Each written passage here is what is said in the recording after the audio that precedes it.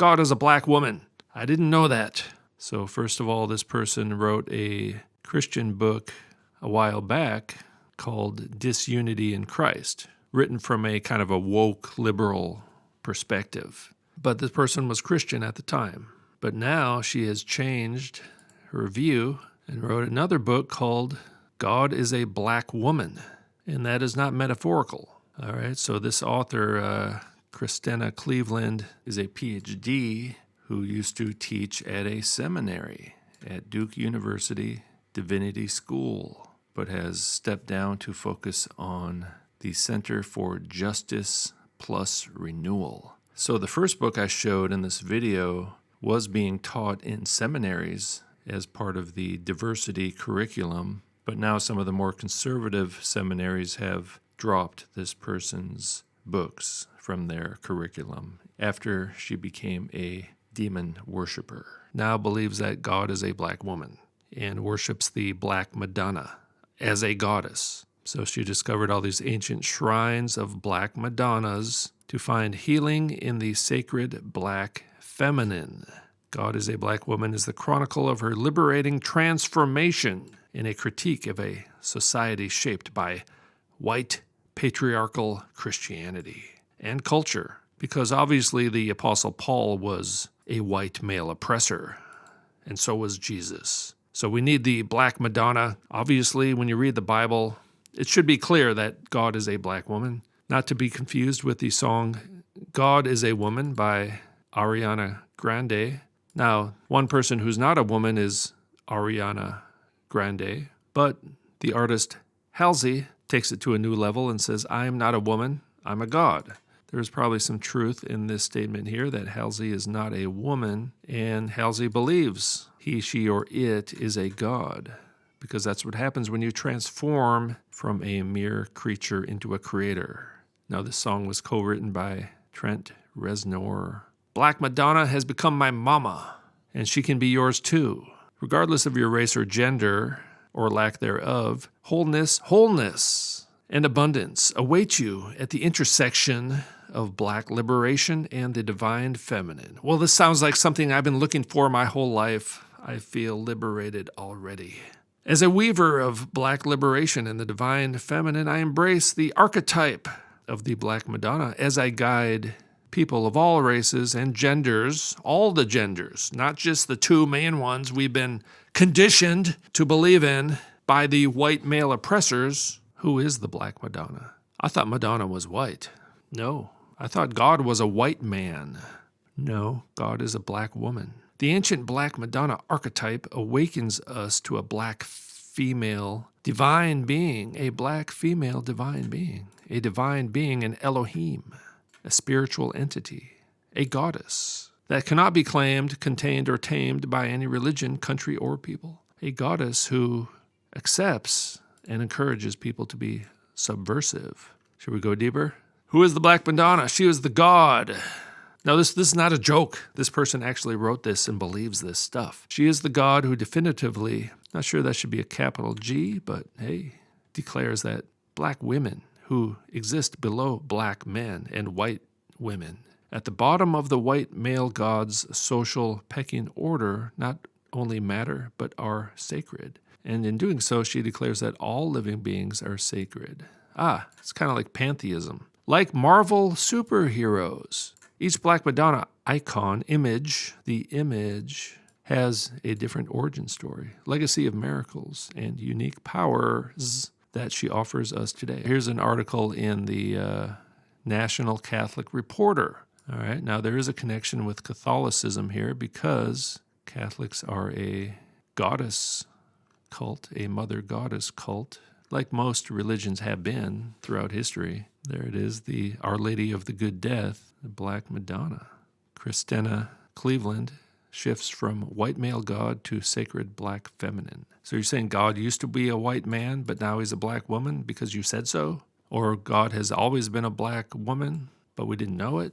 What is exactly are you saying here? Why do you see her as God rather than the mother of Jesus? Well, that's a pretty good question. There's some research that suggests that Mary was given the name Mother of God. See, it doesn't even say Mother of Jesus, right? The second person of the Trinity. It says Mother of God, which makes it sound like this divine feminine Mother Mary goddess figure is above the Trinity, the triune God, which is Gnosticism. It's also Kabbalah, otherwise known as Judaism.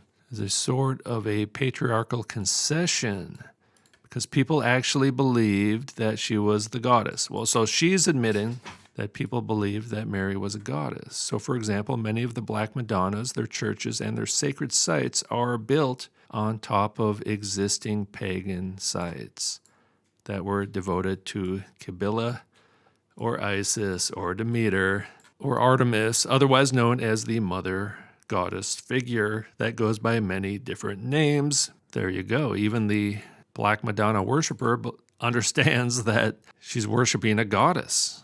Now, a lot of the Catholics are kind of born into it, and they're worshiping a goddess accidentally. You know, a lot of us, right? We've all been kind of deceived and born into a lot of deception and false doctrine, and it takes us a while to get out of that. But this person started out as a Christian and went into this.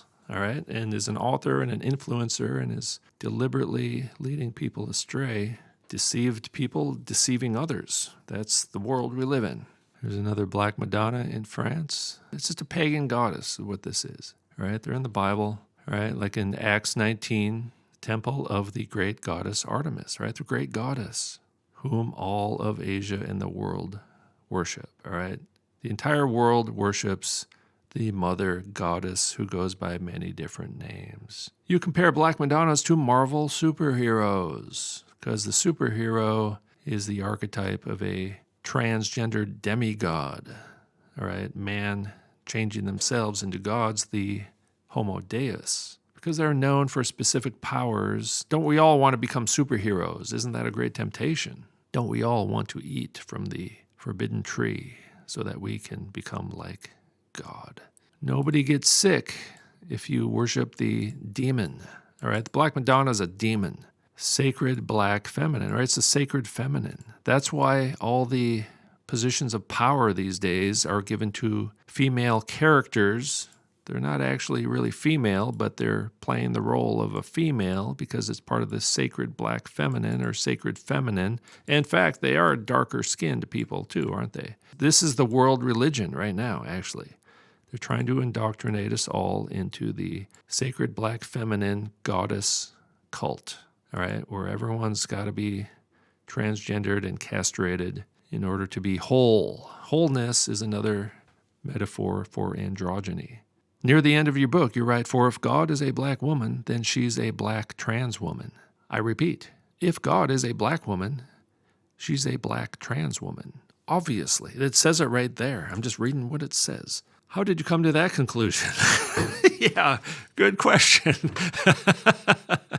I wonder if this reporter had a straight face. You know, this is from religionnews.com. It's like, interesting. This is fascinating stuff. God is not only a black woman, but she's a black trans woman. Wow. How come the church missed that? How could you read the Bible and miss that? It's so obvious. How did you come to that conclusion? Recognizing the intersectionality of white male God, one word, really helped me to recognize the intersectionality. What does that word even mean? Of the black female God. We can't compartmentalize the divine. Looking at the intersectionality, again, the stupid word, man, the blackness and the femaleness of the sacred black feminine invited me to look at the other intersections that could be at play that maybe I don't personally relate to, but are part of the human story. And the human story in our relationship with God, it's not just women, anyone can embody this feminine. Obviously, non-binary and trans people are included.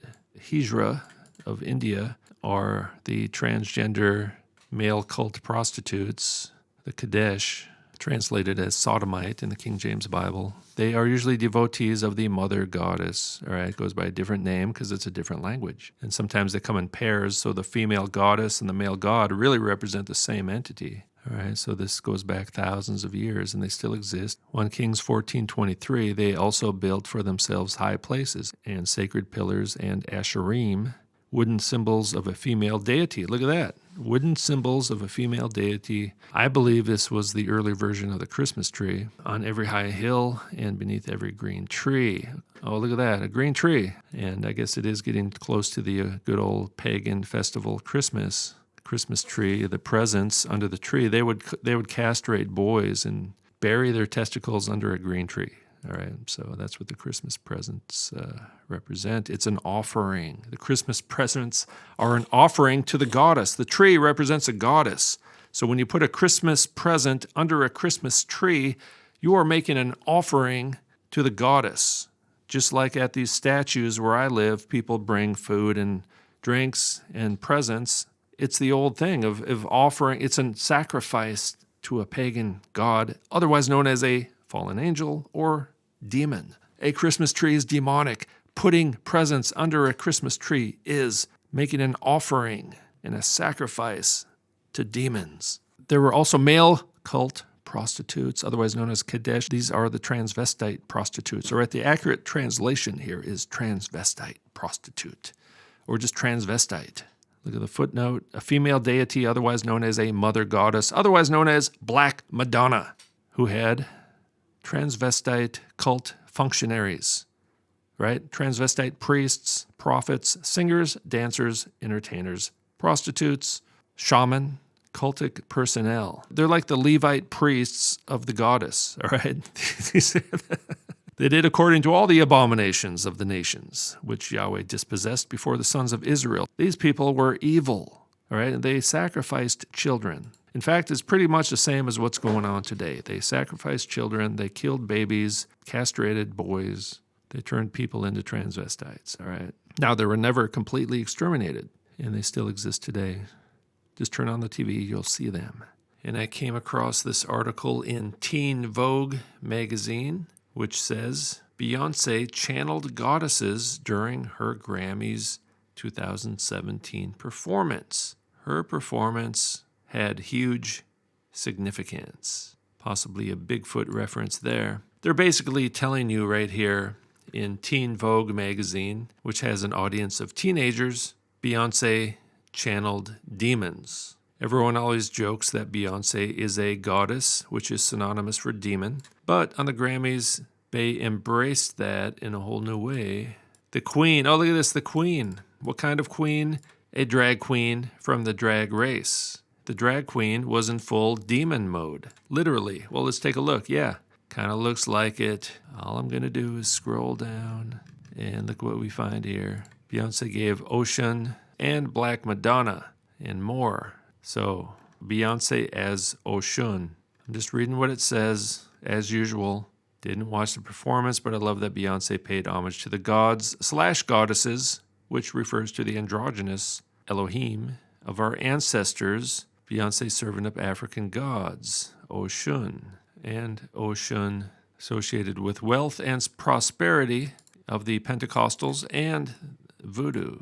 Oshun was a female primordial spirit sent by Shango to create the world. Orishas are divine spirits that play a key role in the Yoruba religion of West Africa. Divine spirits, otherwise known as demons, known by many names. This spiritual force, the Force, right? Star Wars, is universally known as the one that governs pure love, care, compassion, blah, blah, blah, all that stuff. All the stuff people want to hear. And there's Beyonce. Oh, that's a white Madonna. What's going on? It's got to be the Black Madonna. Her attire was inspired by a holy force, Orisha, of African religions, known as Oshun in the voodoo faith. In many African traditions, they recognize the same force under multiple names. That's what I'm saying. All right, the divine feminine / androgynous goddess, same demon, different names.